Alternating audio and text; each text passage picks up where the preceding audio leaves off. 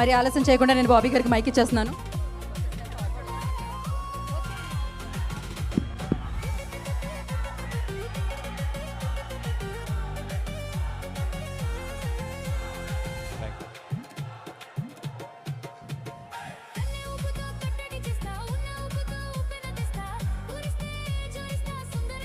Thank you. ఇక్కడికి వచ్చిన mega power star గారి ప్రతి ఒక్క అభిమానులందరికీ నమస్కారాలండి. నువ్వు కూర్చో అన్న. మామూలుగానే మైక్ అంటే నాకు లోపల చాలా చిన్నపాటి టెన్షన్ ఉంటుంది. థ్యాంక్ యూ మీ అభిమానానికి చాలా చాలా థ్యాంక్స్. ఇందాక ఆది అన్న అన్నట్టు చిరంజీవి గారు ఆయన మెగాస్టార్ అవటం కన్నా ఆయన్ని అభిమానించే వాళ్ళలో ఒక్కడ పైకి వచ్చిన ఆయన కంటే ఆనందపడేవాడు ఈ భూమి మీద నేను ఎవరిని చూడలేదు. నిజం చెప్తున్నాను. నాకు తెలిసి మీలాగే ఆ వెనకాల రోల్లో నుంచి నా జీవితం మొదలై ఆయనతో ఆల్మోస్ట్ 6 years నుంచి ఆయన కుటుంబంలో ఒక మెంబర్లాగా నేను దగ్గర నుంచి చూసి హానెస్ట్గా మనస్ఫూర్తిగా చెప్తున్నాను, చిరంజీవి గారిని మించిన చిరంజీవి గారిని మనం చూడలేము, రాబోరు. ఇది మనస్ఫూర్తిగా చెప్తున్నాను, ఒక అభిమానిగా చెప్పట్లేదు. ఆయనతో పాటు పనిచేసిన ఒక దర్శకుడిగా, ఒక టెక్నీషియన్గా చెప్తున్నాను. చాలా చాలా చాలా గొప్ప వ్యక్తి. ప్రేమించండి, మనం అందరం హ్యాపీగా ఉంటాం. ద్వేషించండి, ఆయన ఇంకా డబల్ పైకి వెళ్తూ ఉంటాడు. రిజల్ట్ రూపంలో, రెవెన్యూ రూపంలో, బాక్స్ ఆఫీస్ బొనోజా రూపంలో గుద్ది సమానం చెప్తాడు. ఇది తప్ప పాపం ఆయనకి ఏమీ తెలియదు. ప్రతి కామెంట్కి, ప్రతి బ్యాడ్ రివ్యూకి ఆయన సమాధానం రెవెన్యూ, రెస్పెక్ట్, కుటుంబం నుంచి ఒక పవర్ స్టార్ని తీసుకొచ్చి నిలబెట్టారు ఆయన.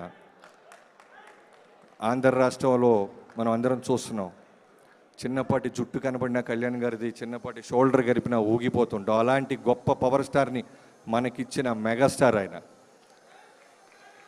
నేను ఈ 158 ఫిల్మ్ పూజకి పవన్ కళ్యాణ్ గారిని పిలవటానికి అమరావతి వెళ్ళినప్పుడు నేను మా producer, one of the producer మన లోహిత్ గారు అందరూ వెళ్ళినప్పుడు, సార్ 2 daysలో మెగా 158 పూజ ఉంది సార్, మీరు రావాలి అన్నప్పుడు ఆయన కూర్చోబెట్టి జనరల్గా వాళ్ళ పిఎస్ వాళ్ళు మా టీంకి ముందనింది ఏంటంటే, సార్ చాలా బిజీగా ఉన్నారు, ఊరు వెళ్తున్నారు, ఒక 5-10 minutes సరిపోద్దా సార్ అన్నారు. చాలు సార్, అందుకంటే ఎక్కువ వద్దన్నాం.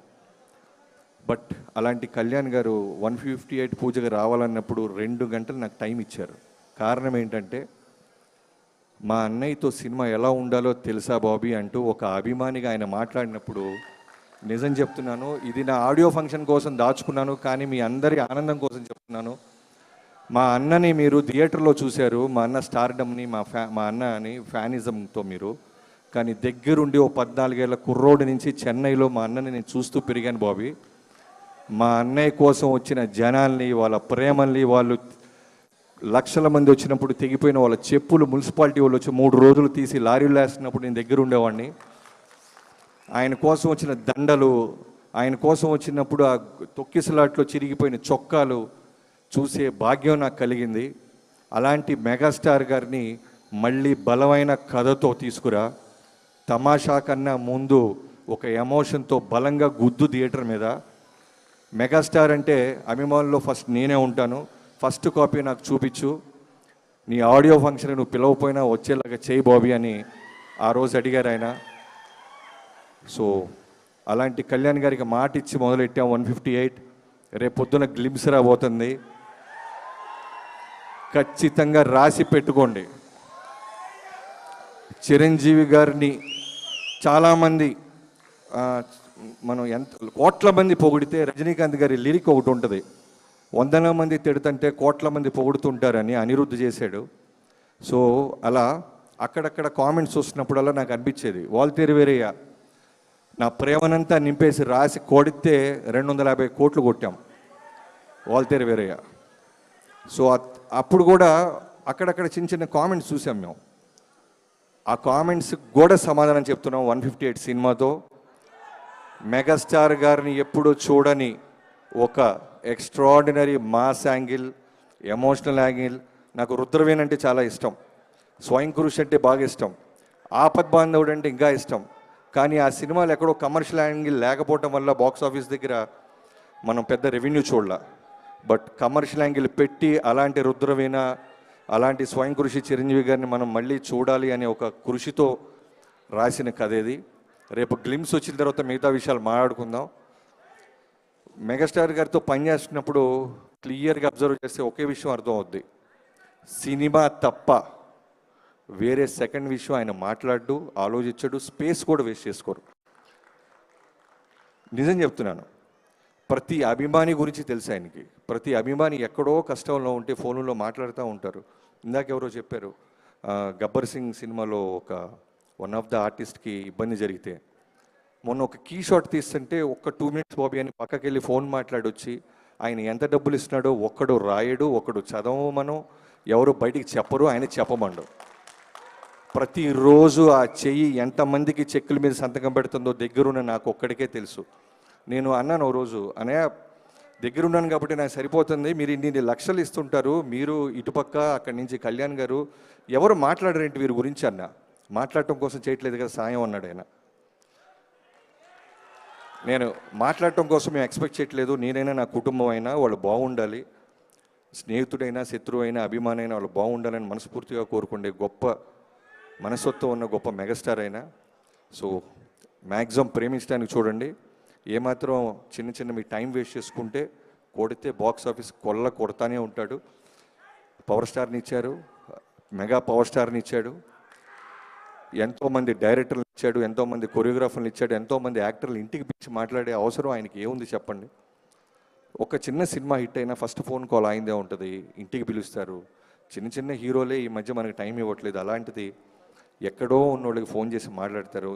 ఈ మధ్య ఇంకొక విట్నెసెస్ ఎవరో ఒక లేడీ యాక్ట్రెస్ చిరంజీవి గారిని కలవటానికి కుదరట్లేదు అని ఎక్కడో ఫీల్ అవుతుంటే ఎవరో చెప్పారు ఆయనకి. వెంటనే ఫోన్ చేసి అమ్మ క్షమించమ్మా, నా దగ్గరికి రావడానికి పలానా కాంటాక్ట్ నెంబర్ తీసుకొని రామ్మా అని ఇంటికి పిలిచారు. మొన్న మా యూనిట్లో మా కెమెరామెన్ గారి అసిస్టెంట్ ఒక అబ్బాయి ఉన్నాడు, తను కొడుక్కి రామ్ చరణ్ గారి మీద ఉన్న అభిమానంతో రామ్ చరణ్ పేరు పెట్టుకున్నాను సార్ అని కెమెరామెన్తో చెప్తుంటే విని ఆయనే మొత్తం డబ్బులు ఖర్చు పెట్టి వాళ్ళని పిలిపించి చరణ్ గారి చేతుల మీద ఆ అబ్బాయికి బ్లెస్సింగ్స్ ఇప్పించారు ఆయన.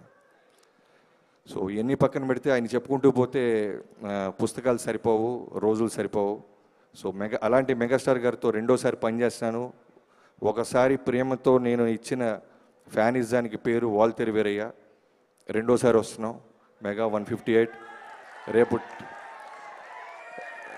మా టైటిల్లో కొంచెం లీక్ ఆయన ఇచ్చారు, ఆ లీక్ మాత్రం నేను చెప్తున్నా, పూర్తి పేరు అది కాకపోయినా టైటిల్లో ఉన్న ఒక చిన్న భాగాన్ని ఆయన లీక్ రూపంలో ఇచ్చారు. మిగతాది రేపు 9ంటికి మాట్లాడుకుందాం.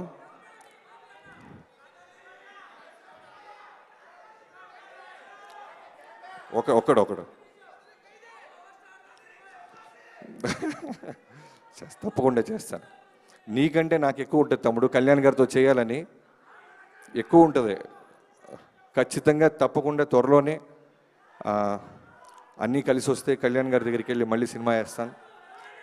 Thank you so much. ఇక్కడికి వచ్చిన ప్రతి ఒక్కరికి పేరున నన్ను పిలిచిన స్వామినాయుడు గారికి, మిగతా అభిమానులందరికీ థ్యాంక్ యూ సో మచ్.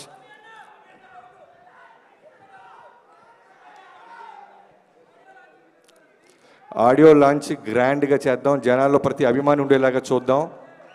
ఇంకోలాగుంటాయి ఈ సినిమా ప్రమోషన్స్, ఇంకోలాగుంటాయి తమ్ముడు, ప్రామిస్, ఇంకోలాగుంటాయి.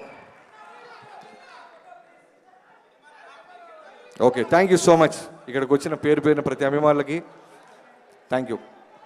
థ్యాంక్ యూ బాబీ గారు, థ్యాంక్ యూ సో మచ్. అయితే ఏమన్నా చెరువు లీక్స్ లాగా మీరు కూడా ఏమన్నా చెరువు leak leaks. ఇచ్చేసారా? ఓకే, మీకు వచ్చేసింది ఆ లీక్. అయితే నేను అక్కడ చాలా హడావిడి రాలేదంటున్నారు వాళ్ళు, అదేమిటది అలా ఎలా ఇన్ని రోజులు ఓపిక పట్టారు, 9 దాకా ఓపిక పట్టండి.